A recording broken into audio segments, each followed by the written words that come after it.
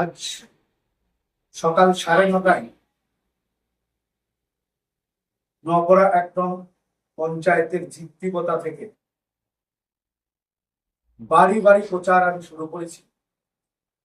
সেই প্রচার জিপ্তিপতা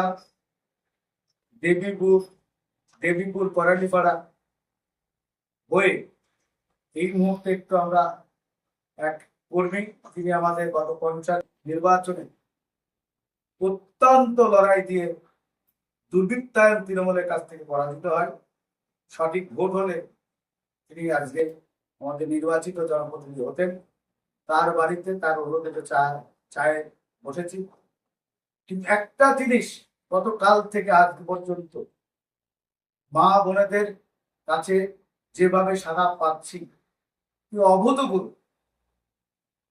একদিকে শুভঙ্কর সরকার, অন্যদিকে গোলাম আহমেদ মীর সহ মল্লিকার্জুন খাড়িকে আমাদের করজোড়ে অভিনন্দন আমার আপামর কংগ্রেস জনগণকে, যারা এই অভূতপূর্ব সাড়া দিয়ে কংগ্রেসের পতাকা তবে আসছেন, হাসি মুখে আশীর্বাদ করছেন, দোয়া করছেন, প্রার্থনা করছেন।